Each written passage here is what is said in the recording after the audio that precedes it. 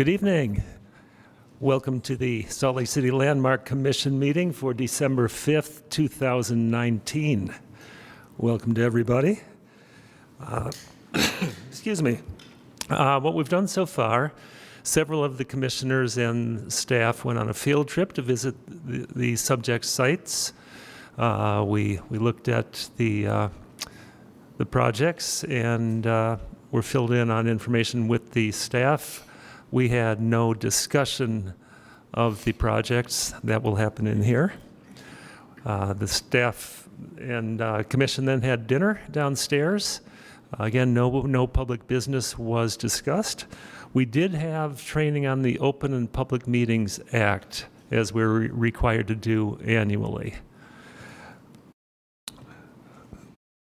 First step we will take here is to approve the minutes from November 7th, 2019.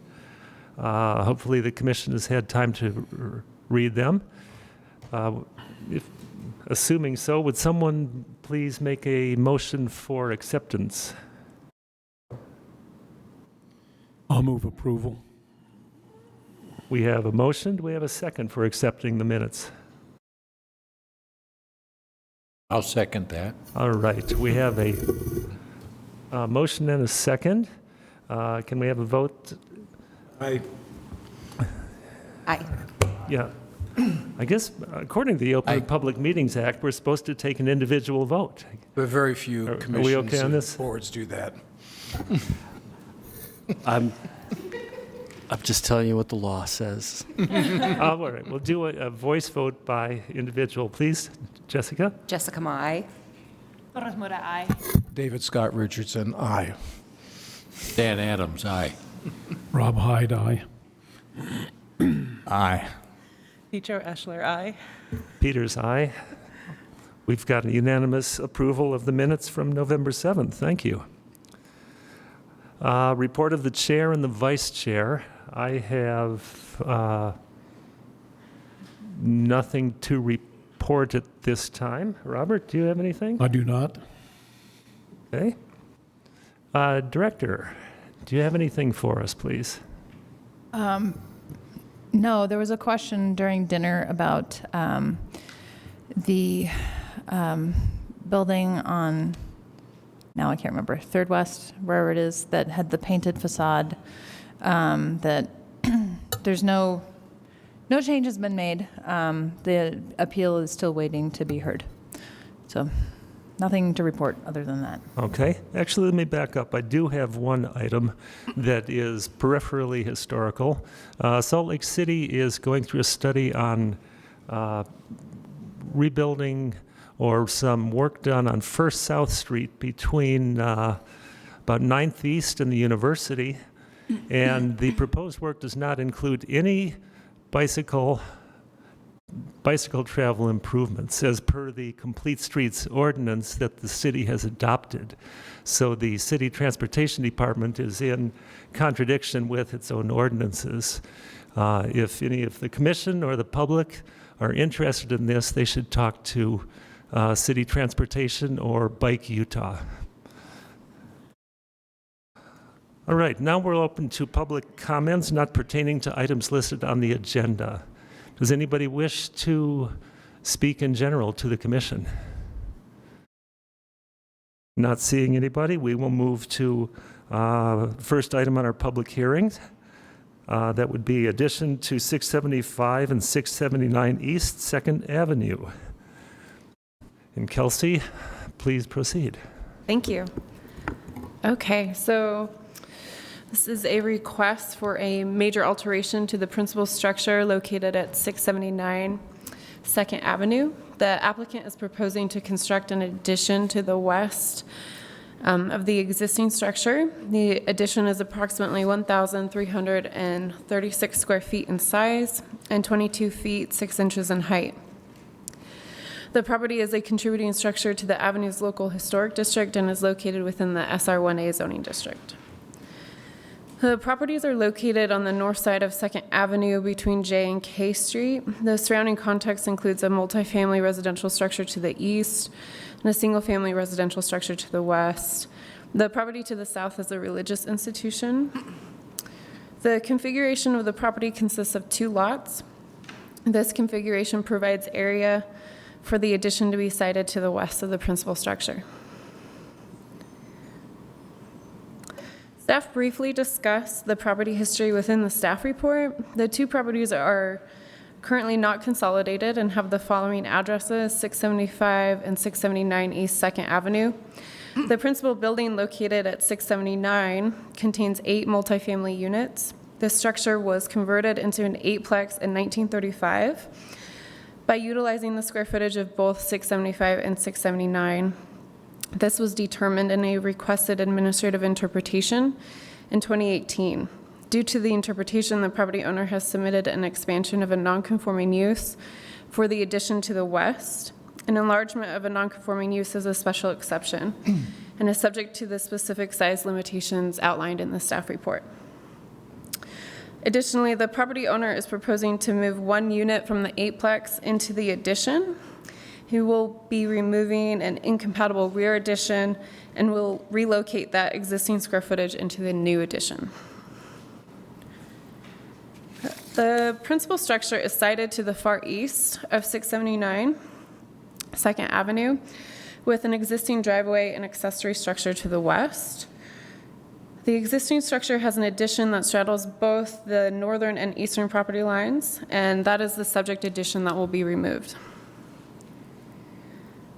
The proposed addition will be attached to an existing extension located on the northern portion of the western elevation.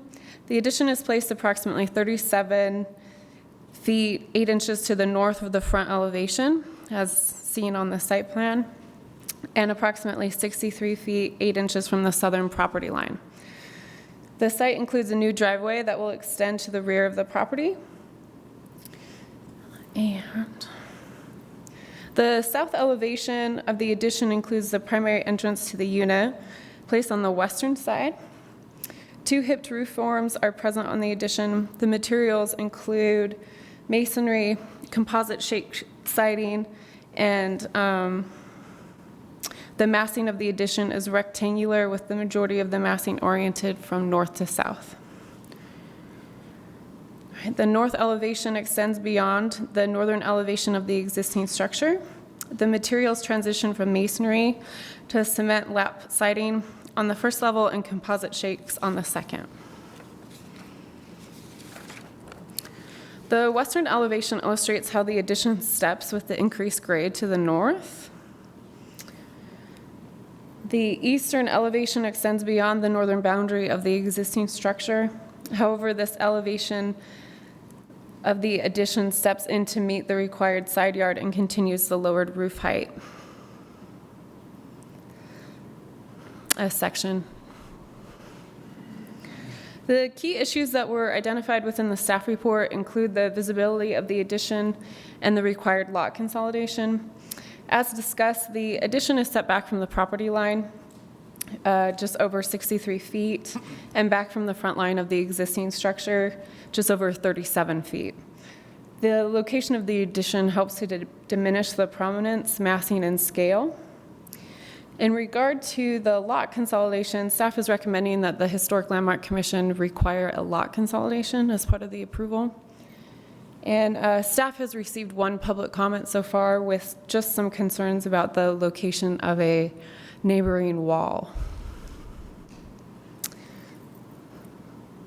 And in summary, staff is recommending that the Landmark Commission approve this proposal with the conditions outlined in the staff report. Very good. Thank you, Kelsey. Commissioners, do you have any questions for staff? No? Then we would ask the applicant to come forward if they wish to present their project to us further. Please state your name and address before you proceed. Thank you. Do what, I'm sorry? State your name for us, please, and where you live.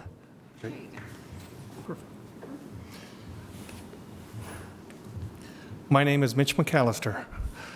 I'm the owner of the property. My daughter and son-in-law live in the main floor apartment. You can see here this a rendering that my daughter did of the existing house, and then to the west, to the left, is the proposed addition. It's kind of showed in shadow because it's approximately 38 feet behind the front of the house, so it's quite a ways back from the street. As Kelsey said originally, well, I bought the property 14 years ago. They were two separate lots. I thought I could build a house on it, but the planning department determined that though they were separate lots, the one was associated with the other, and that's why I've got a much smaller addition rather than a new house. So this is a view of what it looked like from the street with the existing house, existing driveway. It'd be a 2-story addition. Boom. Well, let's see. How do I navigate? The arrows don't want to see. Yeah, it's not going to work with the arrows. So you're just going to want to scroll. How do I? Not working.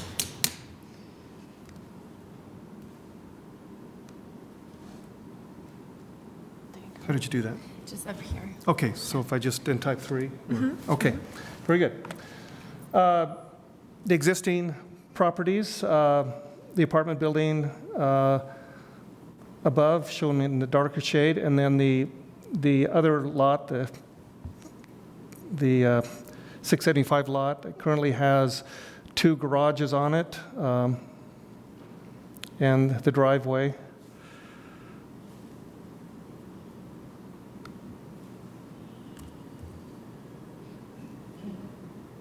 There we go, okay. Oh, I can move it up and down, I see. Sorry. There. Okay, so again, the same plan showing the proposed addition, 38 feet back from the face of the existing building, with the setbacks from my neighbor's garage on the top, and then 4-foot setback, and then 11 feet, I'll have a driveway, 11-foot wide driveway on the west side, 10-foot setback.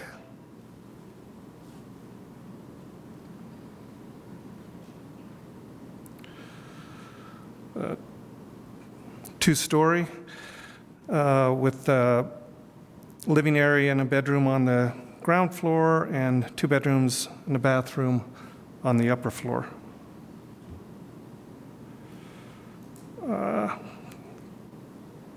Care trigger. There. No. Can't get it. Okay. A front elevation, again, it's kind of deceptive because in straight elevation it shows that it almost appears like they're aligned, but the addition is 38 feet behind the existing building. The intent is to match the brick of the existing building with the addition, the same brick, and then the second floor to use shingle siding.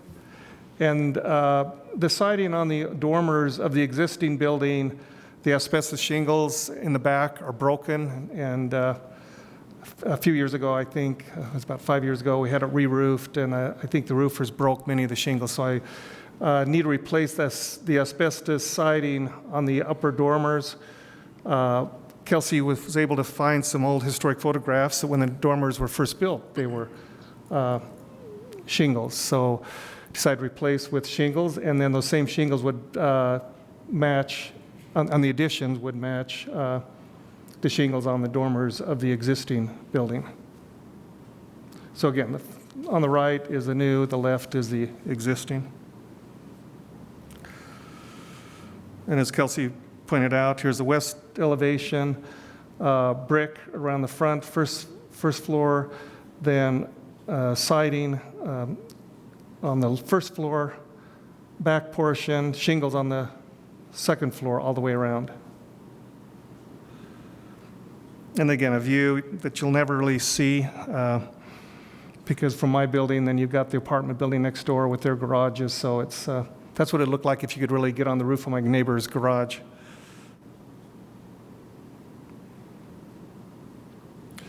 And the building steps back in height from the front, single story, because it's a sloping site, so it steps up the site in order to conform to the setback requirements.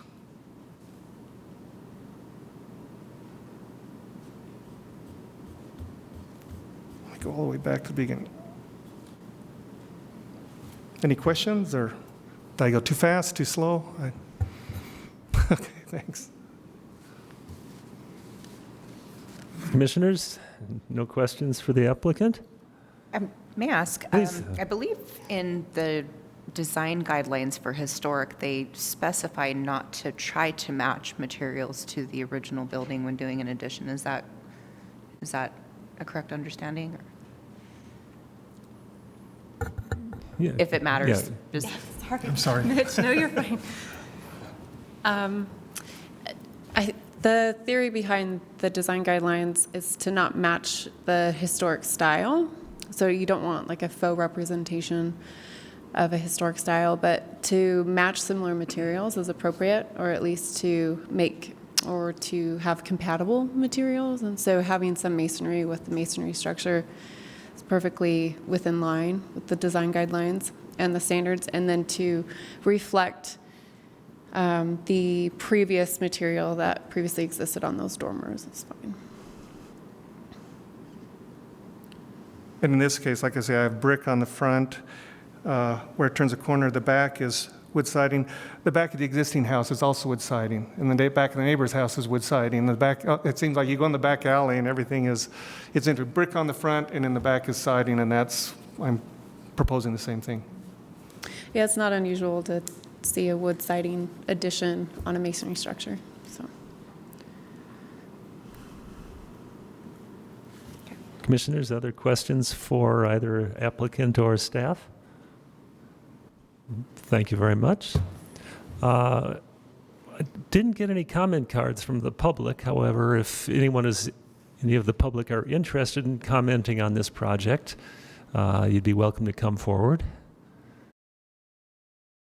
Okay, seeing no one, I will close the public session and we'll take this into executive session where we can discuss this.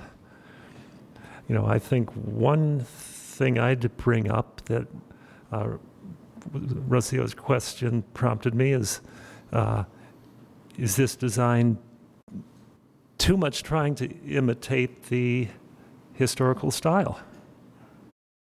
I'd look to commissioners for some thoughts on that, please.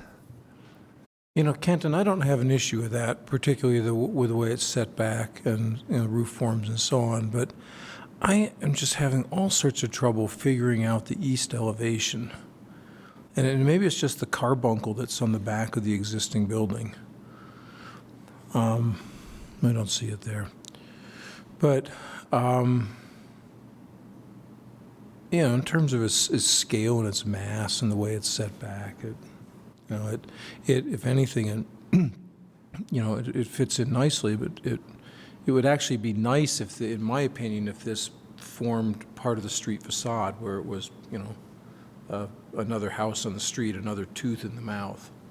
In this case, it feels like a tooth that's been bashed out and it's kind of sticking backwards. You mean it's too set back too far to be effective? It's good and it's bad in that regard. But yeah, that's an interesting observation. Jessica, you were nodding your head. You really about... don't see it in context with the other homes on the street, except perhaps in the Google Earth views. May I ask Please. what the design decision was for setting it back so far and maybe not taking into consideration bringing it a little bit further Yeah, forward? perhaps We could bring the Mr. applicant McAllister, back, would yeah. you come forward again? And Well, I did have it close to the front initially, but I was, in looking at the design guidelines, that they state that the addition needs to be subordinate to the primary residence. So I pushed it back so it wasn't.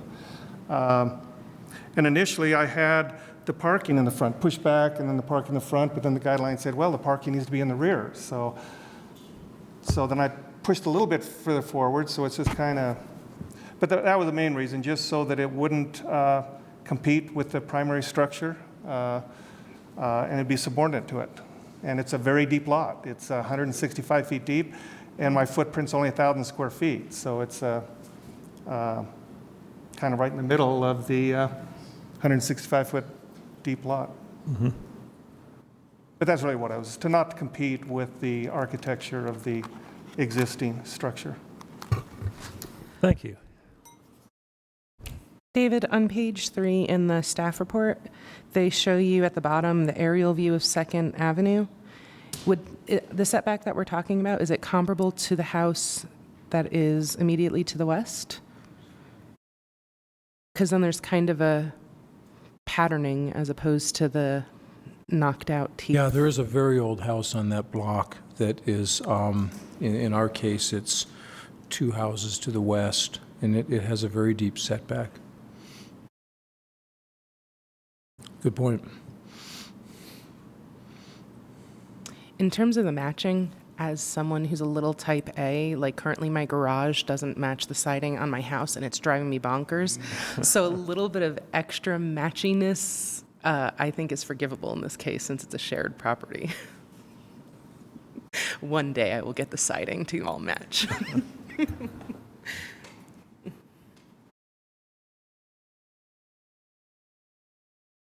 Paula, do you have any thoughts here? Well, I just live a couple blocks up the street on 2nd Ave, so hi neighbor. I'm sorry you weren't able to build a little single-family house. That would have been better, but I think this is just fine. Okay. Robert? Stanley? I like the looks of it. I think it's a good project. Okay. Rocio? Jessica? Okay. Anybody have any thoughts on combining the lots? Seems kind of like a straightforward thing that ought to happen. Well, I think it has to happen. It's just Have to. Yeah. You have to do it. Yeah. That's Yeah. no discussion necessary. Okay, good. Well, in that case, is someone prepared to present a motion on this, please? Okay. And- Based on the analysis and findings listed in the staff report, the information presented, and the input received during the public hearing, I move that the commission approve petition PLNHLC 2019-831, which is a request for a certificate of appropriateness for the major alteration of a contributing structure at 675 and 679 East 2nd Avenue, with the following direction. Number 1, approval of all final design details, including specific direction expressed by the commission, shall be delegated to staff. Number 2, that the applicant submit and finalize a lot consolidation plan with Salt Lake County, actually. Right, we have a Salt Lake motion. City, okay, I thought the county recorded it. They do, but we have to Okay. process the application. Got it, thanks. I'll second it. We have a motion and a second. Let us have a vote, please, starting from my right. Pedro Eschler, aye. Aye. Hyde, aye. Dan Adams, aye. Richardson, aye. Rocio Torres Mora, aye. Jessica Ma, aye. That has passed unanimously. Project's approved. Good luck. Right, next item on the agenda, modifications to a certificate of appropriateness for a row house development at approximately 613 East, 100 South. All righty, good evening, commissioners. So, if you'll remember from August 1st, your August 1st meeting, this project at 613 East 100 South came to you for modifications of the original certificate of appropriateness that was issued in 2017 because it was constructed out of conformance with the originally approved plans.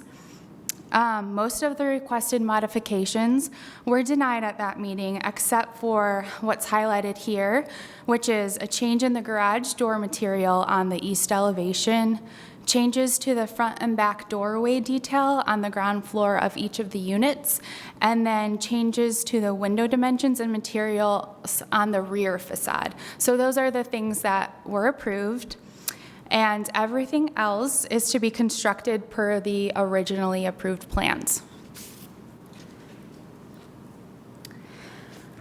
However, the applicants are coming back tonight to request 3 additional changes on the west or interior elevation of the building. And so those are written out here, but just to pull up the elevation. Those 3 changes include the omission of 3 windows on the ground floor of each unit. That would be where the dashed red boxes are. The addition of 2 5-foot by 16-inch windows on the second floor of each unit, where previously there were no windows on that second floor. And again, that's boxed in red. And then the enlargement of 3 fixed windows on the third floor of each unit, highlighted in red. So just to compare here, you can see what they're proposing on the top for that west elevation, compared to what the original COA approved. All of the windows are being swapped out from vinyl to aluminum clad wood or fiberglass just for the 3 top windows, because those are in the shower.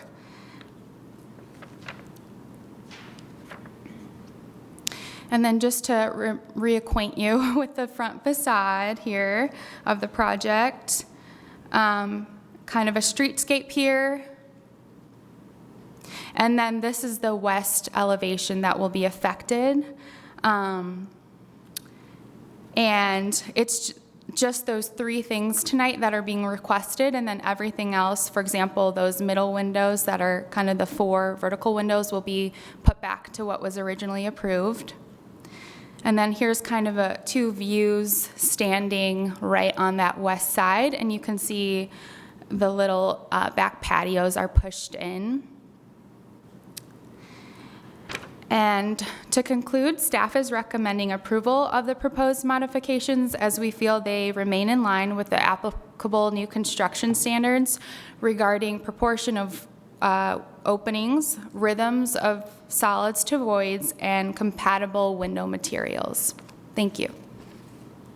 Thank you, Lauren. Commissioners, questions for staff? Yeah, are we looking at any of the changes to materials? You know, the original had different colors in brick and metal siding and so on. You're not looking at that tonight. Is that what your question We're was? looking to approve. Just those 3 things regarding the windows on the west elevation.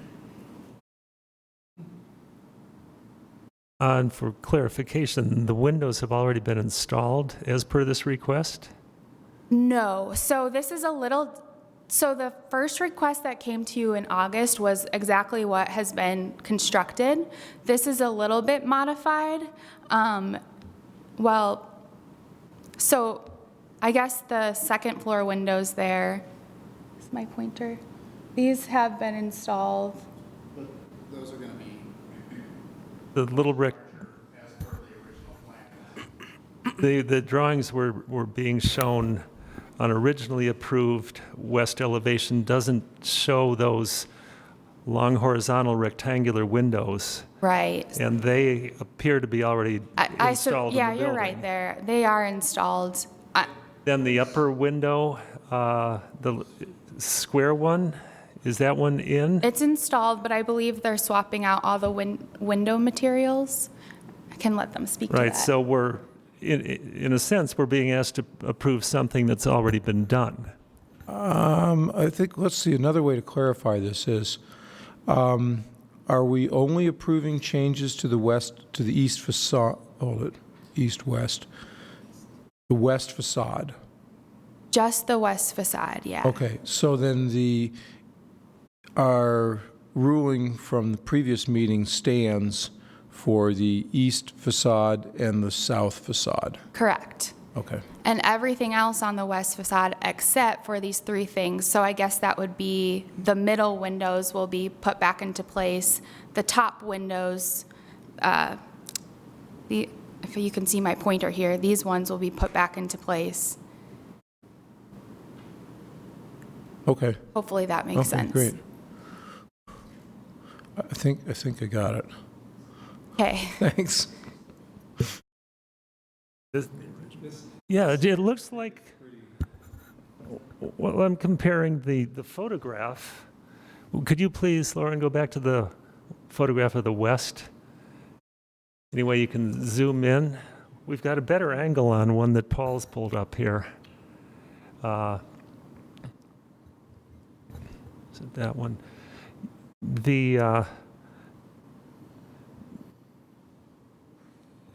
It appears that the requested window changes have already been made. Right. So they were going to go back because this was constructed over the summer, and they weren't aware of the requirements of the COA. It was all constructed and built out to this point, and then it was put on hold. And so now they're coming back. In August, we said, no, bring this back to the original approval, but they feel it's worthwhile to come back for these 3 things that are constructed, and they have reasoning for it. I can let them go into detail. Okay. That'd probably be good. Sorry, I feel like that's it's a little okay. confusing. Because I'm just comparing the originally approved west elevation, which doesn't include those windows, and they're clearly already built. So I've just They are already built, but the okay. commission needs to approve it. And if the commission doesn't approve this tonight, they'll have to be taken out. Right. Okay. I'm wondering why, since they were here a few months ago, why.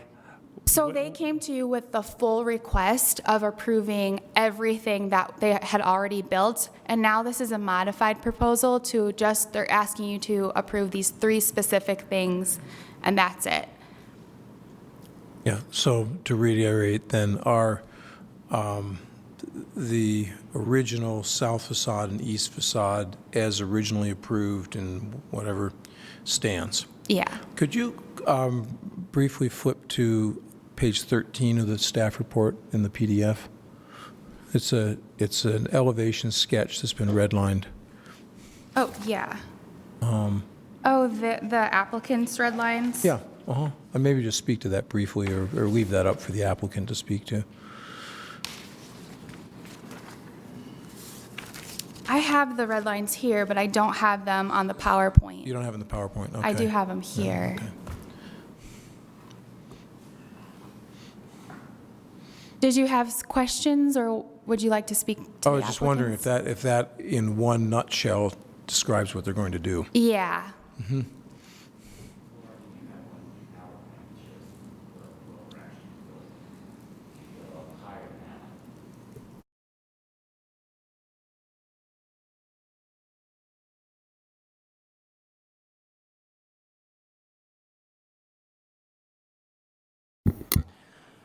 We need to have the dialogue on the record, so maybe we can. Yeah, well, let's have the applicant come forward, please, and help us with this.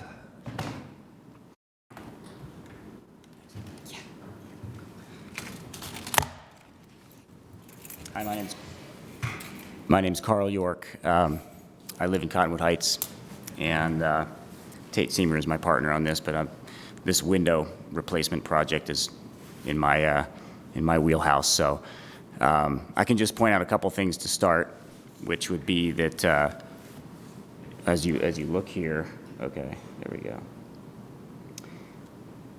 So these windows were put in. They weren't on the original design. We put them in the kitchens to add extra light.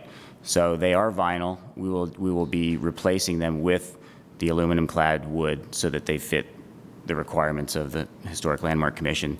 So yes, they went against the original design, but they performed the function of adding a lot of light to the kitchen. So we wanted to keep them, and we'll still be changing them out, but they will meet the requirements. And I think that seemed like that was one of the questions here.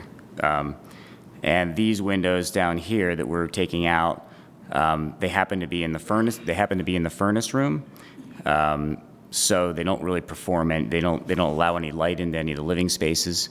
So we felt that they weren't really needed. Additionally, there'll be a 6-foot fence there, 6-foot cedar fence running the whole distance of that side of the house on top of a 3-foot retaining wall. So visibly, the only way to see them would be standing right in front of them.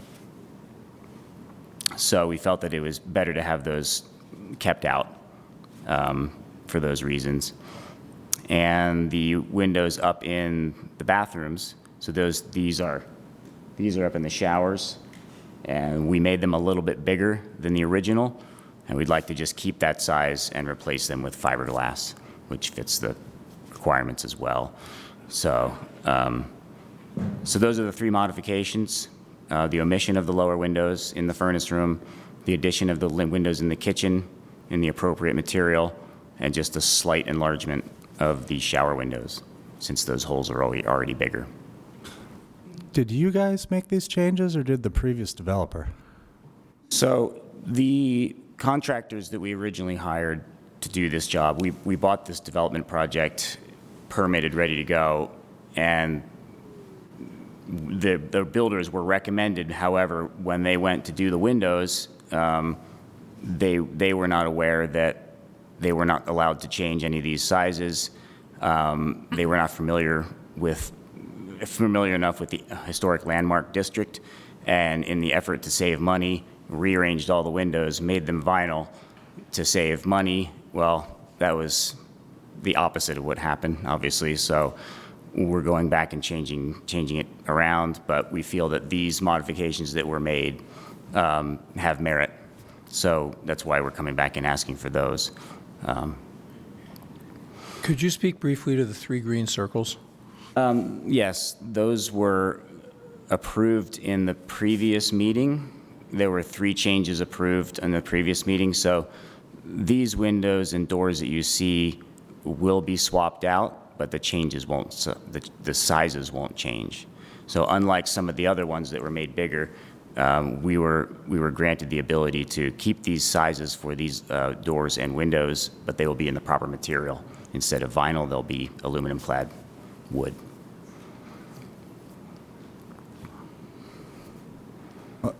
Could I ask Lauren one more question? Certainly. I'm still confused, so sorry. Oh, go ahead. Were these part of the previous submission that we considered in whenever it was, and were they rejected? Or is this a new set of, a new request for, that we haven't considered yet? They were a part of the previous submission because this was what was built, correct, Carl? Yes. But this is coming back to you as a smaller request, which staff felt that they could do, given that they were keeping other windows intact, and looking at this facade as a whole, we felt that facade still met the standards. So if we were to move to approve this, we could just simply approve the west facade as shown to us? Yes. Okay, that would cover that a second time? Yes. Okay. Okay, I'm sorry to be dense, No, but you're I'm fine. still not understanding the chronology. I don't necessarily oppose the windows. I'm just trying to understand the chronology here. So on your page number 3, you show a proposed west elevation above the originally approved west elevation. When that says originally approved, was this what we did last summer, or was that the So original? this was the original from 2017, which was what you decided that the facade needed to revert back to in August. So this is what we're kind of working off of now, because that's what you all made the decision that they should build. And so I didn't include the elevation that was, or the as-built drawings that were brought to you in August, because they're in the previous staff report, if you, and it's linked if you want to take a look at that. But now this is the updated elevation. that they're asking So- for. So, but it's slightly different than what was requested in August. Okay, I guess that's what I'm getting to. Yeah. And it would have been helpful to see as part of this, It'll, sure. there was original, and then updated in August, and that, Sure, and that is should be linked in the staff report, but I know it's a very long document and yeah, hard to sort no, through. No worries, Okay, I was just curious why we were being asked to approve windows that are already built in there if we didn't approve them before, or if they did them without approval. We felt that they could come back to you with the smaller request versus that original request for what was built. Okay, all right, thank you. Any other questions for applicants? Okay, thank you. You can take your seats, and we'll open this up to public comment if there is.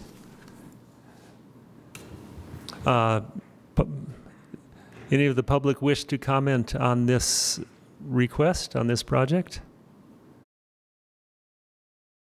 Hearing none, I'll close the public session and go to executive session.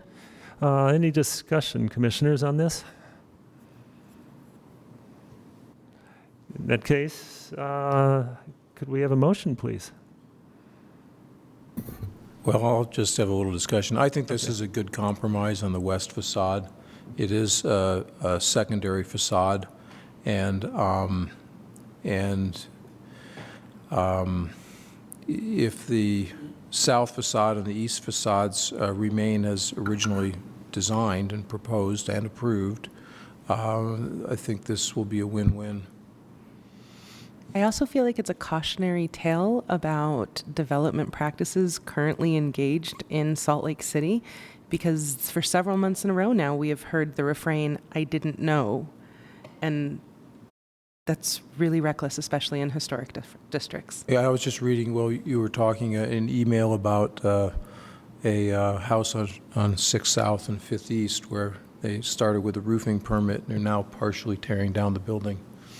So And we lost the house with that gable collapse in the avenues not too long ago. that's correct, yeah. So I'm just, I don't know. I think it's really interesting, Paul. So you can come to the commission, lose, appeal to the mayor, or no, I guess the hearing officer, lose, and then you come back and ask again. I mean, wow. I think, to be fair, this is a combination of three different things or at least two different things that you're seeing. You're seeing the original design with the tripartite window on the second floor. You are seeing the original window on the third floor to the north side of each unit, which is kind of a three-piece window. Thank you, Lauren. Those were not what you saw in August, because that's not what was built. That's what was originally proposed, 2 years ago. And then you're also seeing the modified version of the front porch, which did get approved in August. And then, so what they're asking for is the absence of windows where the utility room is on the ground floor, the kitchen windows on the second floor, and an enlarged window that, yes, does exist today. Those three windows in the solid red boxes exist today. So it is a Frankenstein version. It's not exactly what you saw in August. Is anything that's being requested today specifically declined previously or rejected? Well, I think the other thing to keep in mind with the windows, and Lauren outlined this in her staff report, particularly in the key considerations section. When we're looking at windows, we're not necessarily looking at windows individually. We're looking at them as a composition across the facade of the building. So this is a different composition than what you saw in August, and it's a different composition than what the commission saw previously or originally. And the rhythm is slightly different. I mean, those are the things that you're considering. Those are the standards that are before you for your consideration. I'm clearly still dense. So how is this different from what was proposed in August? That's what I would like to know. Okay, so the windows on the top floor to the rear of the north side of the unit, you can see there's like 3 parts to it, like a large, a medium, and a small. You can look at the unit all the way over on the left side. And you're not seeing, what you're not seeing is what was originally built, or not originally built, but what was actually constructed. What is constructed today, there's like 3 3x4 windows that actually don't even match each other on the 3rd floor, instead of that 3-part window. When we actually drove around the corner today during the field trip from 6th East and looked through the apartment complex that you see on the left side of the screen, you could see the 3 windows on the 3rd floor. They are not organized the way it was originally approved in that. Can you just circle? No, 3rd floor. Oh. Yes. There's a large rectangle, a square, and a small rectangle that are all put together in a composition. That was the original approval. What is built today are 3 3x4 or approximately smaller rectangles that are kind of squashed together. And as we noticed today, the middle window, at least on one of the units, is a different actual window manufacturer or something, and has a completely different look than the other 2 windows on either side of it. So they recognize and are following what the commission's direction was in August, was to go back to this 3-piece window with the large rectangle, the square, and the smaller rectangle. So that is different than what the drawing that you saw in August with the as-builts. So the composition that is before you tonight is, well, on the screen is what you see at the top. So the little patio is what was approved in August, the 2 windows with the door. No windows where the utility rooms are. Those windows were never installed. And then the 2nd floor, there's 2 windows in the kitchen. Those are installed. And then the 3rd floor, they haven't changed it out yet because they need your approval, but their final approval on this. They're going to revert back to the original design with the 3 pieces, and then the shower window will be the original proposal. You can see it's a square. That little window on the 3rd floor is a square, and what was installed is a slightly larger window. So it is a compilation of kind of 3 different things. So I understand that. I think I'm asking a different question though, which is, in August, did they propose the 3-foot by 4-foot shower window in a different location? They proposed what's here in the shower. There are 2. They proposed what's in the proposed? No. That's not the as-built. Do you have the as-built? Can you pull it up from the original thing? Hold on. Flip back to the Let me pull it up. the picture of the west side. Let's let Lauren pull up the as-built drawings. I apologize. I should have had this.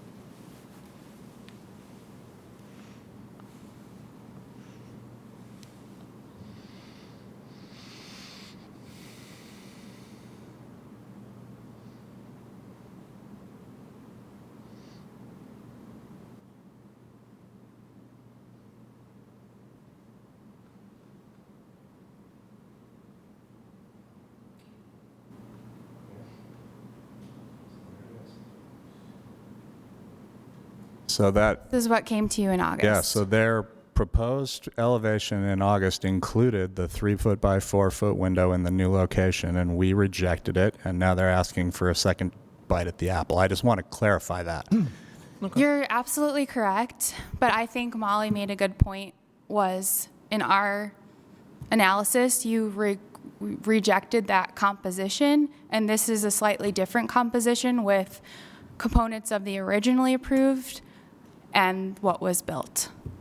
So it wasn't like, because you rejected this single window, they can't come back with a kind of altered facade.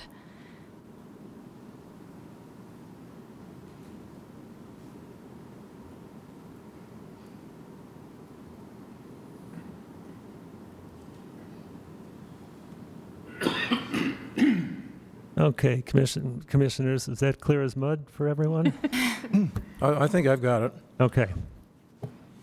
Good. Thank you, Lauren. Thank you. Okay. Are we ready for a motion or any other? David, you gave a thumbs I'm up? ready to queue up a motion. Go for it. Based on the analysis and findings listed in the staff report, the information presented, and the input received during the public hearing, I move that the Historic Landmark Commission approve the requested modifications to the original certificate of appropriateness with regard to the west side, the west facade of this building. Specifically, we are approving modifications to the fenestration, to the doors, and we are approving aluminum-clad wood windows in all of these openings except for 3 openings in shower rooms. This is to the new construction project at 613 East, 100 South. Sorry, for the record, can you state the PLN number that's at the top of the page? But you know what? It wasn't in the motion. Yeah, I know, it should be. PLN HLC 2017-722. Very Sorry good. about that. Thank you, David. We have a motion. Could we have a second to that motion, please? I'll second. We have a motion and a second. Let's take a vote, please, starting from Jessica. Commissioner Ma, aye. Torres Mora, aye. Richardson, aye. Stan Adams, yes. Hyde, aye. No. Petro Eschler, aye. We have 1, 2, 3, 4, 5. We have 6 ayes and 1 nay, so that motion passes. This request is approved. Thank you very much. Thank you, staff. That concludes the public session portion of this meeting. We will now move into a working session on Masonic Temple Apartments. And Lex, please go for it. Thank you, Mr. Chair, members of the commission. This is a work session for a new apartment complex at 33rd South, 600 East. This is a rendering of what is being proposed. This is the subject site. If you will recall, we did bring a rezone request to you back earlier in the spring. That went to Planning Commission. It went on to the City Council, and the City Council approved rezoning this portion of the property to RO, residential office. And after that time, the applicant has designed a project that meets the RO standards. The applicant's not asking for any sort of modification to the standards for new construction. And therefore, what you essentially have before you tonight is a design review, albeit a complex design review, given the standards and the associated design guidelines, as was pointed out on our field trip. The plans and the narrative that you've received represent the third iteration revision of the proposal. Over the course of a couple months, planning staff and the applicant worked diligently to refine the initial design so that the proposal better meets the standards and guidelines. I'd like to thank the applicant and the applicant's design team for all the hard work on the revisions. both the plans and the narrative. I think that exercise has resulted in a much better project. I think that time spent was very productive. You'll notice that the applicant's narrative comprehensively addresses the 7 standards for new construction and the associated 86 design guidelines for multifamily development. More often than not, in preparation for a work session with you, the Landmark Commission, we as planning staff will identify and discuss issues for any given project, specific issues for the Landmark Commission to for the Landmark Commission, the applicant to discuss. These issues are usually then addressed by the applicant prior to returning to the Landmark Commission for a public hearing and a decision. I have not identified any issues of concern with the Masonic Temple project. This is due to the fact that staff and the applicant hammered out these issues through the various iterations of design prior to this meeting.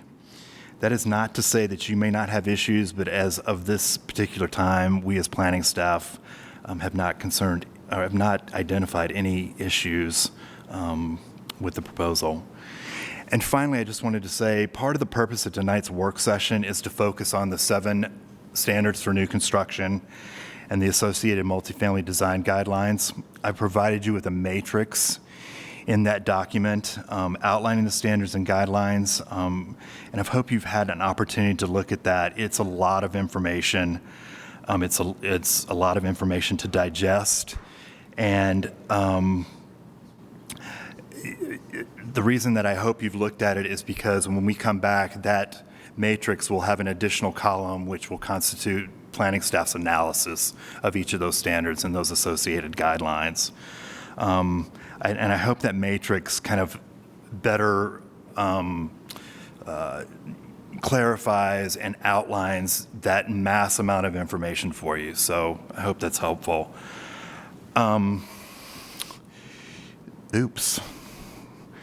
So for tonight's work session, we request that the Landmark Commission discuss the application materials and provide initial input, feedback, and direction to the applicant so that they can finalize their proposal and bring it back to you for a decision. We would ask that you would focus at a minimum on the massing scale, historical appropriateness, building materials, building articulation, and compatibility with adjacent structures as part of this work session discussion. And unless you have any questions for me at this time, I would turn the time over to the applicant. Doesn't appear that there are any questions. Okay. Let's bring the applicant forward, please. They have a PowerPoint presentation that they're gonna, I believe, want to present, so I'm gonna try to get this going for them. If you bear with us just a moment.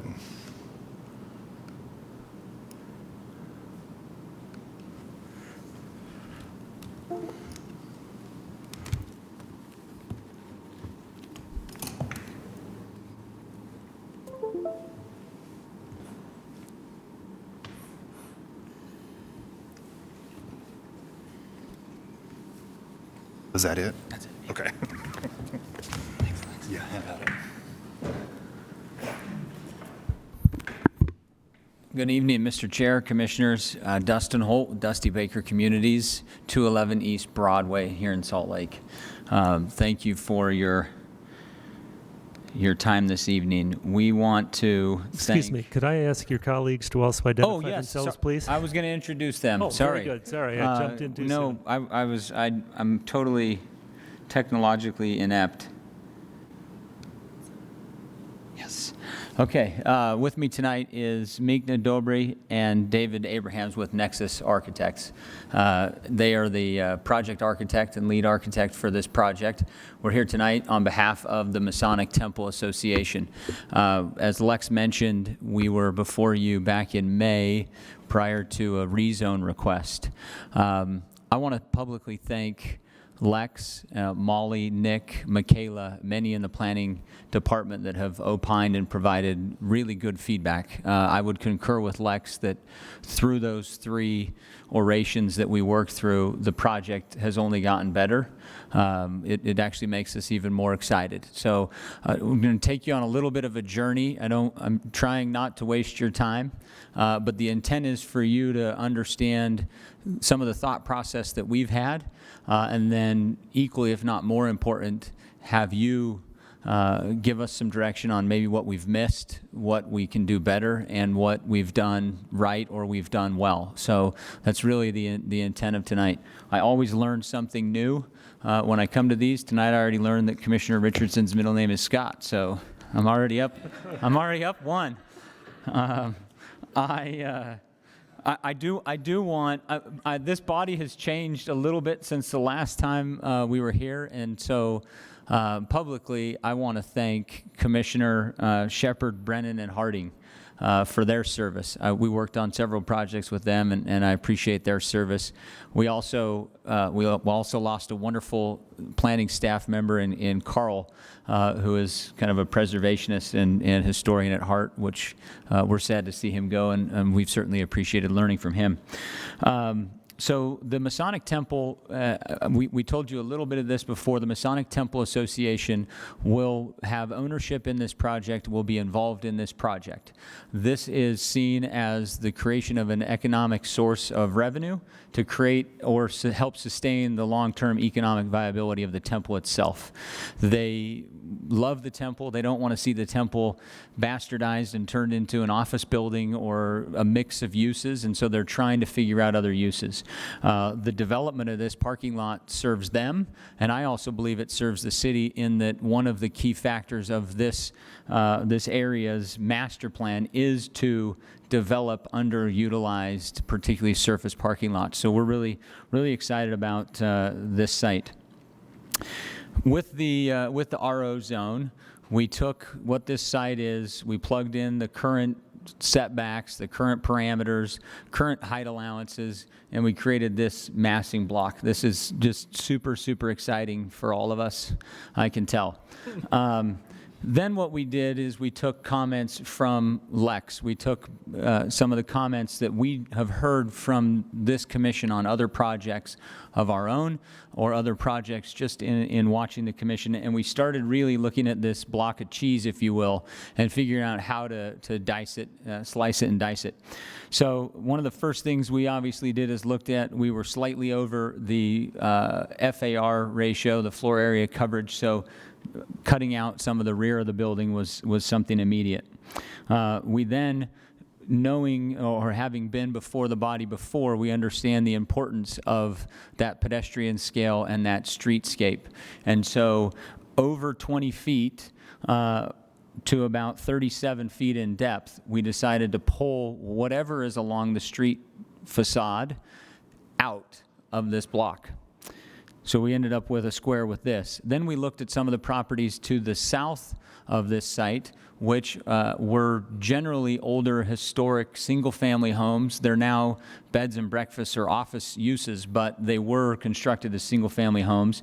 And so it felt appropriate to create an additional buffer adjacent to those. So we looked at about a 25-foot depth, again, by the height of that space across there. Then we looked at essentially the donut of this space. So in order to create a space that functioned, allowed light into the property, we took the hole out of the donut. Then the other thing that these gentlemen do far better than we is we stood on this property and we looked to the east. One of the things that you can't help but notice is the beautiful mountains behind us and the steps and the staggering and the tiers that are created in the mountain range standing right there. And so the thought was, what if we did something similar with the building? So out on 600 East, again, to create more variation, this corner on the upper 2 floors has been removed, and then back on the southeast corner, another area up on that upper floor was pulled back to create additional setback, additional separation, and just some more articulation in the actual building height. And you ended up with these kind of voids and setbacks. And then the other one that we've since worked on here, in talking to some preservationists, in talking to some individuals that are very mindful of what is going on and transpiring in this area. You can see it a little bit better here, but we ended up, the side yard setback, I want to say is 20 feet, might be 15. Whatever it is, we increased it by 5 feet and intend on creating this pedestrian mew and connection to where we intend to relocate the carriage house. There's a carriage house currently here on the property.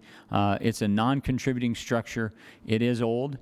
We'd love to relocate as much of that building as we can, even if it's some of the joists and roof members and cool barn door, but it's something as a nod. This was used by the Masons for some of the storage of materials when the temple itself was constructed. It's kind of mid-block, and I think that's part of the reason it never got a contributory status. But we want to create a focal point mid-block, so creating a mew, adding an extra 5 feet of setback or extra space along this side, creating this mew for the public to come back to a point that can be a gathering place, something to pay respect to what was there and what was built. And our hope is that that mew, while we don't control what can happen here to the east, our hope is that creating that pedestrian walkway might lead to some connectivity to the east in the future. What we can do is make certain we connect back up here to the north, back to South Temple, along the west side of the Masonic Temple itself. So then into some sections, and you'll see the 3 different section lines here. So we've got one section line here at kind of the brownstone townhome elevation, one back where the building actually then steps back up, and then one toward the rear back here adjacent to the height of the Masonic Temple itself, kind of in the mid-block. So this first elevation is that third section, the furthest eastmost section. So at the back of this building, we are going to the full 60-foot height, or requesting the ability to go to the full 60-foot height in the RO zone. On this 600 South, once you've stepped back over those 37-foot deep brownstones, the highest point of that building is that 60 feet, and this is a great depiction of how the building steps in those 2 different stories to get down to a height closer to the grade of the height of the buildings. Really, the depth of these structures matches the depth of these townhomes, which is where we're at 20 feet of height. Here's a West Streetscape elevation. Again, most of this that's whitewashed back here is what is seen in excess of 200 feet from the street. And then an aerial, as Lex mentioned, this is complex. So we tried to take some aerial shots that help show the depth. So this is that 37 feet of depth. So between the 25-foot front yard setback and this 37-foot depth for these brownstones, we're in excess of 60 feet of depth from the sidewalk to where the main mass of the building extends. And then on the south elevation, with that 15-foot normal side yard setback increased by 5 feet, and then these 25-foot, this 25-foot deep product, anywhere adjacent to these structures, we are just shy of 50 feet of depth and separation before the stepping of the main portion of the building. Another shot from the northwest looking southeast. This is the architectural rendering. These are, to the best of our representation, some of the trees. So really, as we've focused on this building, we've wanted to focus, while we focused on the whole building, we've really focused a lot of effort and been uber sensitive to the first 2 floors, to that pedestrian scale, that street scale. I'll let these guys talk in a minute about some of those more refined and finite points. This is without those trees, so you can get and without the adjacent properties, you can get a little bit better feel. straight on west elevation. In one of our iterations, this area was actually going to be the garage entrance. We've moved that to the north facade for one level of parking. The second level of parking is actually accessed off of that road and alley that is west of the temple. And I can go back to the site plan to show you that, but there will be no garage entrances on 600 East. We think that's a great change. Then you get into some of the, this is the west elevation and some of those materialities. So down low, we intend on utilizing an aluminum storefront system. We would like at that level to utilize some glass railings. Certainly up above, we would look to go to more of a horizontal metal railing. And up above that as well, while it's listed here as a vinyl window, the intent is more of an Anderson 100 series composite window, not a vinyl window, and something darker in color. We've got hard coat stucco, the dark masonry down low, and then carrying some of the lighter masonry up the full extent of the building with some cementatious siding and also structural concrete in certain areas. This is that south facade. We've got almost 10 feet of fall from the east to the west of this site. So as you can see here, it allows for about 3/4 of that building to actually have units that can walk out or have patios out onto that paseo. The last 75 feet or so of that building, we just don't have the depth for livable units, and so that's where some of that architectural concrete would be reintroduced. This is the east elevation. So this is facing into the rest of the Masonic parking lot. This is one of the garage access points. This is at grade. There is a garage level below this that essentially is at grade with 600 East.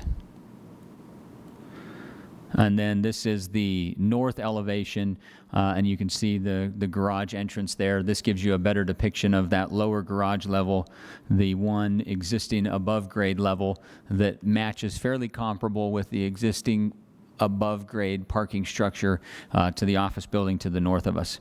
And then really what I like about this is how well it depicts how far that building steps back. I think it's really hard on the scale of a project like this to understand that mass, but with a 25-foot front yard setback and then 37 feet before the main structure, we're in excess of 60 feet before any of the building elevation and height occurs. The other thing that we've paid attention to, that Lex made certain we paid attention to, is this fenestration and facade articulation. So we have many points that are in excess of 4 and 5 feet. All of the points of the patios that are operable are in excess of 4 or 5 feet in depth.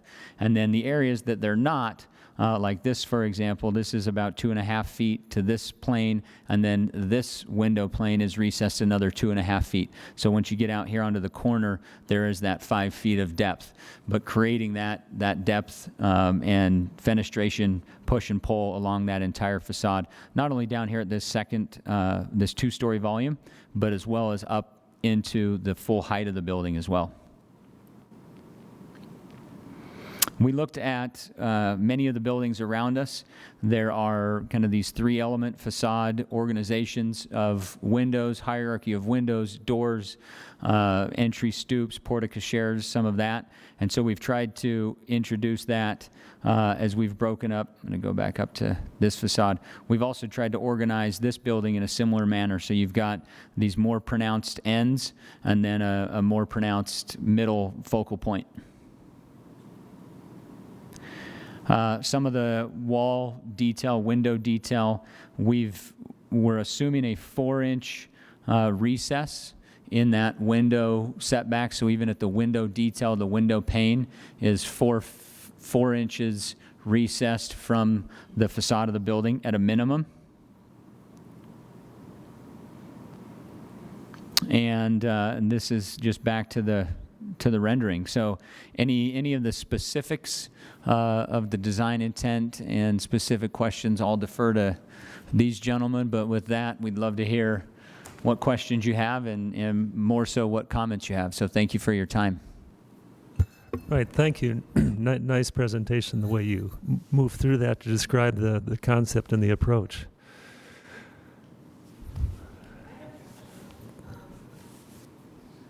I have to. Can you please provide clarification on what the name of the project is? Is it the Masonic Temple Apartments, or is it the something with an R? It's Regis Flats. Regis Flats will be the name of the project. Originally, it was Masonic Temple Apartments, just because that was the application, because it's associated with the Masonic Temple. But Regis Flats or Regis Square. Thank you. And the address that we're working on is 33 South, 600 East, and that's the far north end of the building where that main kind of entrance point is. And those have some historical significance to the Masons themselves, both the name and the address.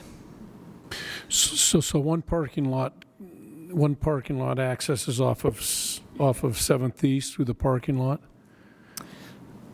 It accesses, we're actually Through creating... the parking lot of the Masonic Temple to get over to the... There's an alley on the west side of the Masonic Lodge that's real active.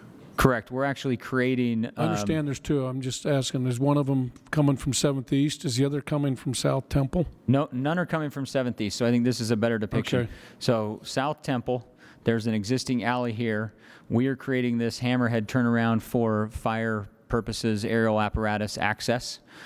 This is one of the ingress-egress points to that at-grade parking structure, and then the lower level is accessed here off of 600 East. Oh, so it's, yeah, I thought you said there wasn't on 6th East, so which didn't make sense. There's a curb cut, but there's no garage face. Yeah, so it's going all the way back to the back before it gets into the building? Correct. Not all the way to the back, but it goes back. This is... Where does it enter? Coming off of 6th East, where does it enter? Right there? Right here. Okay, yeah, okay. Yeah, thank you for not giving us a garage barrage. That's Lex. Could you talk to us a little bit about your architectural design approach to both the row house, the lower facades facing 6th East and facing to the south, and then your approach to the larger block of apartments, please? Sure. Do you want me to take that one? Sure. So throughout the design, our main intent was to make this scale transition between the larger buildings on South Temple and the smaller residential buildings along 600 East. And so the building at every kind of the massing at the design elements focuses on that transition. And the lower podium section mirrors best the residential buildings and uses brick. We actually have, it's subtle in the elevation, but we have kind of sections of red brick and then smaller sections of white brick in order to break up that larger facade and give it more of a pedestrian scale. And so kind of mirroring that pattern of development that's happening to the south on 600 East. Then we've looked at creating these deep stoops at the lower level that would create this kind of semi-private space, which is one of the tenets of the guidelines. And creating a space where people are hanging out, where there's eyes on the street, where there's this engagement with the street level, and creating a nice kind of pedestrian development. And those same features wrap around to the MU side to invite pedestrians into the site and create a mid-block connection, which is another one of the standards of the ordinance. We're looking at that kind of red brick, to be the main element on those lower levels, with a highlight of the cementitious board that kind of mirrors the way the historic buildings have their main material being red brick with a highlight of a cast stone. So this is a modern interpretation of that cast stone. And then moving up into the upper levels, we're looking more towards the Masonic Temple and the larger buildings on South Temple for the massing, and having kind of the repetitive nature of the windows with a little bit of a scale element of the balconies. And we've looked specifically at the proportions of the windows, so the temple and the residential buildings to the south have these two ratios of windows, a 2-to-1 ratio where it's kind of vertically oriented, and then a 1.25-to-1 ratio where the window is just a little bit taller than it is wide. And so we've used that same pattern on those upper levels. And that would be more of a stucco material that's provides more of a modern, contemporary, clean look. Mm-hmm. On the two-story row house section, would you talk to us about how the forms that you've got there, the contemporary forms, are reflecting, or how the dialogue they've got with the historical massing and shapes? Absolutely. So that as indicated in those pictures that we had up, the traditional buildings have these kind of three elements, and sometimes they're symmetric. The ones we showed were symmetric, but the residential building to the south, it's actually the contributing building on the street face, has an asymmetric, has the entrance on the left side, and then the kind of main facade is flat. So we're looking, if you pull up the flat facade actually, so you keep going a few more, go back one. One more, perfect.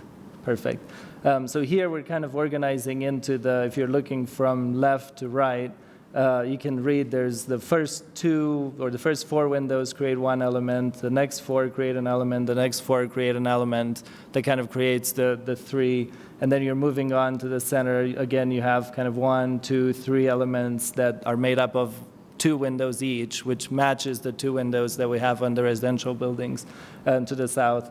And then the northmost one also has 3 elements, with the middle one being much smaller. That's where the main entry to the building is and where the amenity space would be. So that one is expressed a little bit different. It was a little more glass, which actually also matches both the building to the north and the building to the south have a larger glass entry to their. So that was kind of the organization, kind of these pairs of 2 windows that define one of the bays, and then the bays are pushed back and forward. Okay. You've got a strong roof element that cantilevers out, that returns into a vertical piece, same material.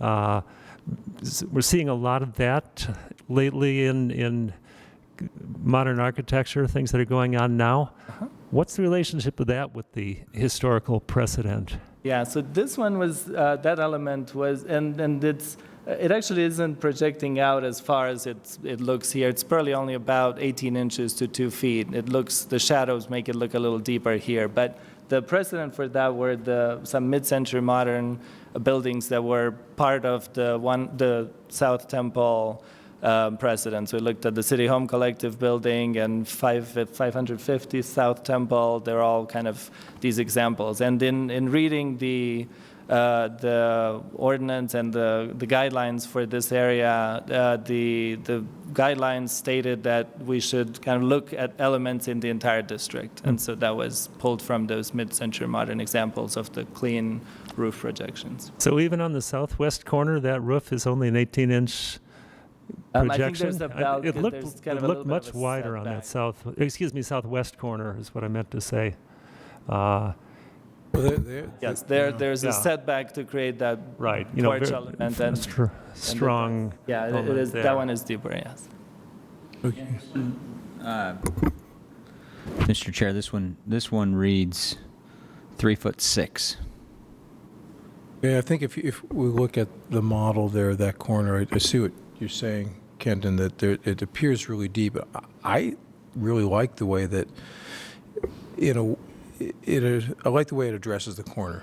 Yeah, no, I don't disagree. A wonderful cantilever. I hope that structurally they can make it work. Yeah, and it provides a nice shade and a great west shading, south line. shading, and yeah. Yeah, I didn't necessarily have issues. I just wanted to see the thinking behind it. It's a really nice element, but it's getting used an awful lot now. Yeah, and it's a little bit different than the traditional residential buildings to the south, but it does have a precedent in the district. Other commissioners, please. I'd like to explore maybe some things that are going on nearby, and one of which is the street trees on that section of 6th East are epic. And I know that this is an easy project to stage from the parking lot to the east. You could probably build this and host movies at the same time. And you may have noticed that it's a movie staging area. I think it would be good when you come back to be specific about plans to protect the street trees. That would just even further enhance, you know, your avoidance of garage doors facing 6th East. And if for some reason a tree needs to be removed for that north driveway, then, you know, just give us a proposal for mitigation. It's clearly well thought out, and the push and pull to the facade and the massing of it is wonderful. I'd like you to explain a little bit the very front yard setback. So from the sidewalk to, in the 3D model view here, from the sidewalk to this, oops, right where you were.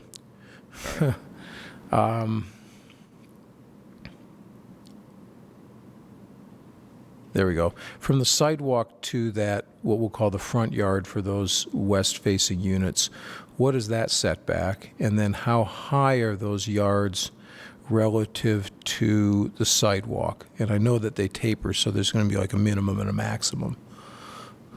So the minimum is at grade, so where our main entrance is at grade, and that was done in order to avoid having significant ramping for accessibility, which is not typical of that street face.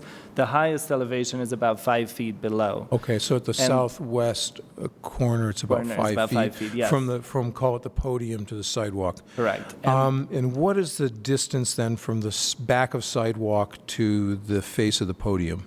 So that distance is about 15 feet. So there's So you're honoring the shorter of the setbacks on the street there before you go and up. the total setback to the face of the building is actually 30 feet. It's 25 feet from the property line, but the sidewalk is actually not on the property line. It's about 5 feet out from the property line. Oh, really? Okay. Yeah, so this is, and if I could zoom in here, it probably depict it even better, but this, that's the property line, and this is a really good representation of the sidewalk itself from an ALTA survey. So the face of the building is about 30 feet from the sidewalk, but the porch is about 15 feet from the sidewalk. I think you addressed the setbacks nicely there. I just wonder if there's any advantage to stepping the podium with the land, this reinforces the massing of the building as a whole, and you may want to revisit the massing as it transitions from the building to the street.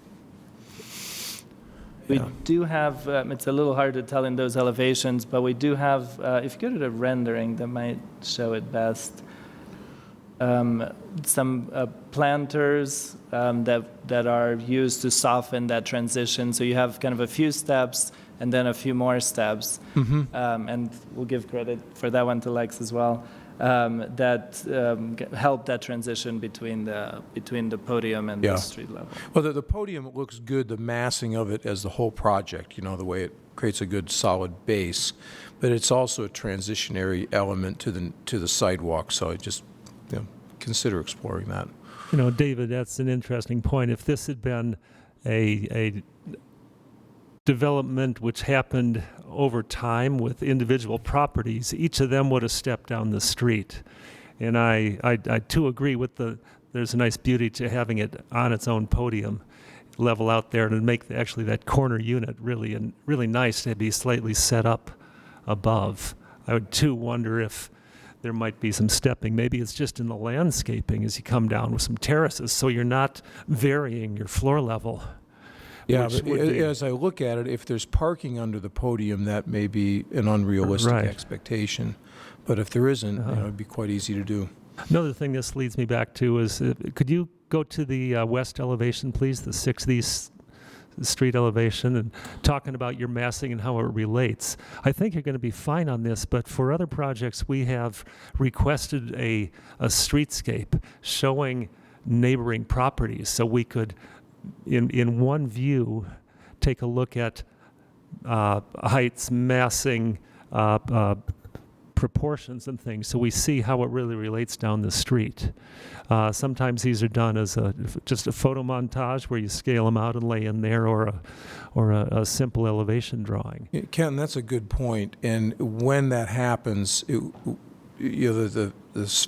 see the west facade of the Walker Mansion, but it might be helpful also to show, just as a ghost, the incredible mass of the Masonic Temple building beyond that. Oh, is that right there? Yeah, Paul's pointing out it might be helpful. Page 54 of the Page staff 54, report. you've got that. Maybe if you could pull out the trees. You do, and you've even ghosted in the Masonic Temple. Yeah, I perfect. think you probably got what we're looking for there. No, Maybe it just back out shows- the trees. I didn't want to Shows load that the building 83 steps page. down. Yeah. Okay. Yeah, good, thank you. I do think your point here is well taken, and this was an attempt of, I think, some of what you're saying, Mr. Chair, and also Commissioner Richardson. But there is a setback between this plane of this landscape area and then the actual plane where the patio is.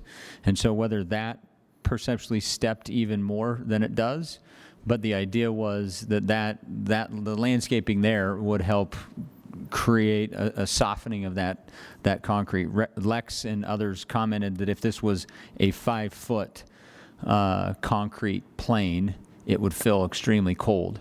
And so this was our first kind of interpretation of it, but maybe it steps even more along those southernmost units. Okay. May I ask what the relationship with the building is to the parking lot to the east? There's the fire truck turnaround there. I think it was asked earlier if there was going to be access from 7th East, but it appears that right now it's just kind of a harsh ending, and you're just transitioning right to a Stark parking lot. And unfortunately, we are. And so the Masonic Temple utilizes about 130 parking stalls several times throughout the year. And so currently making certain they still had that parking ability was absolutely key and paramount to them. Unfortunately, the economics right now don't make sense to integrate it into a parking structure. And so that's really what this is utilized for.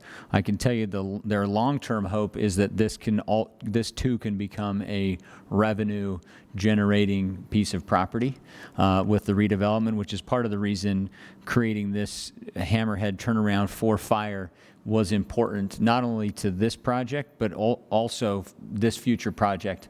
We really do see this being an alley long term. When exactly, I can't answer that, but yes, you're right. Unfortunately, this will be a fairly stark surface parking lot for some period of time. Long term, the future project will have a relationship with this project then, I Correct. guess. Okay. Yes. So I guess de facto, there's access from 7th East. It's just not part of the right-of-ways that are making this work. Correct. Yeah. I mean, de facto, yes. We've got some curbs and some highlighting and other things that the fire department has requested to make certain it's defined, but. Does that fire department turn around cross property lines? It does, and we've worked through that. So it comes here, and then it crosses this property line, and it crosses this property line. The fire department wanted an easement in perpetuity specific to their use. Okay, I know that's not something we have a say over, but I was just curious.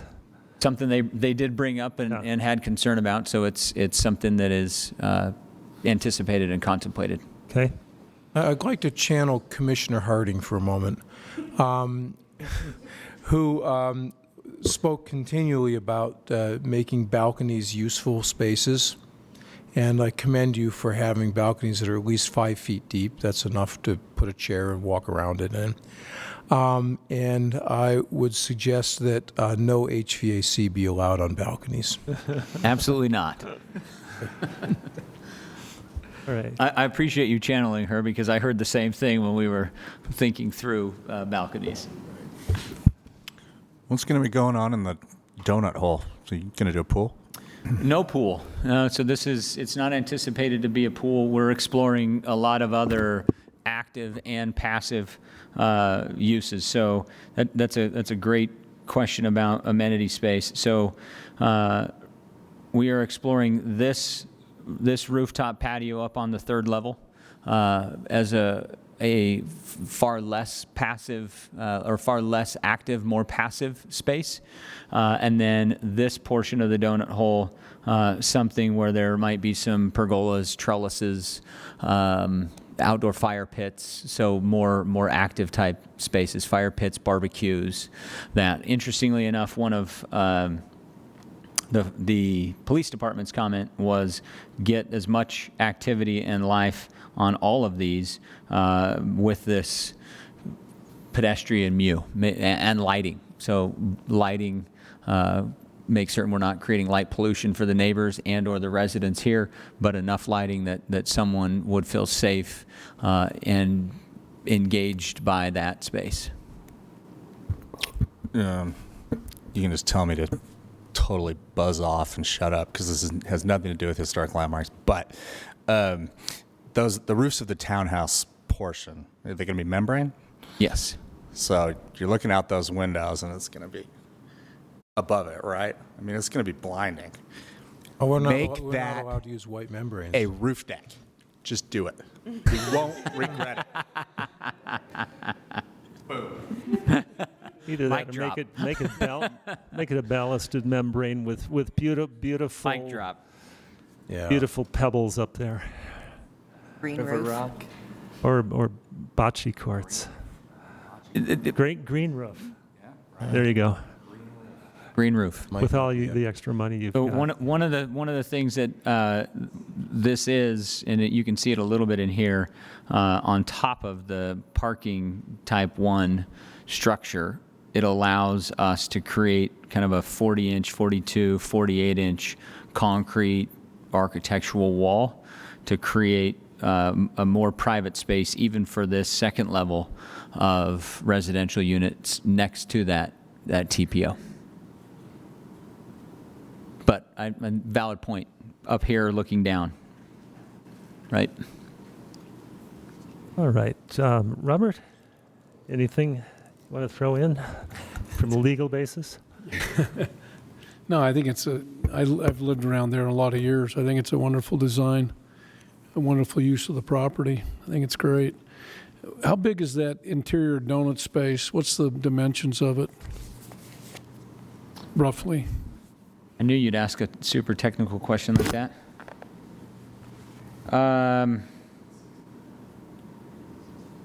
It's going to be typically 60 feet, maybe. 65, 70 feet wide and about the same deep. Pretty square, nice.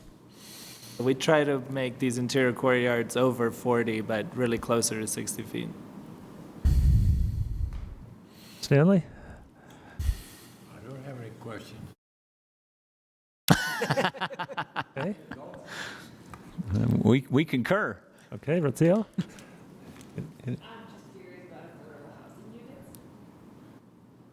Affordable housing. Can you speak into a microphone, Rocio? Yeah, I'm just curious about affordable housing units. So right now, the intent and plan is that this is a market rate project. So we have not anticipated incorporating affordable housing. One of the things that we do believe in is as more product like this comes on, it creates opportunities for maybe an older vintage product to fill part of an affordable housing need. We did explore it. We explored it with Hand. We explored it with a couple others, but couldn't get the economics to make sense for the Temple Association. Jessica, anything Any other comments? I'd like to say I like the building, I like the design. Okay. Thank you. And Victoria, back to you. Yeah, architecture is not my forte. I'm here representing historicity and humanities. And I was just looking at that view from the northwest bird's eye, and I love how it kind of echoes the other building that's a little more terraced and kind of gives the whole block a real cohesiveness. Like, I think future generations, when they're preserving what we're doing now, will be thankful for this. So. Good. All right, I think that wraps it up pretty well. We got a few minor suggestions, but overall, I think we're in favor of this as we've seen it so far, and I can recommend that you proceed as planned, and we look forward to seeing it in final form for a decision. Thank you. We very much appreciate your time and look forward to being back before you. Yeah, you're Thank you. welcome. Thanks for bringing it in. Thank you.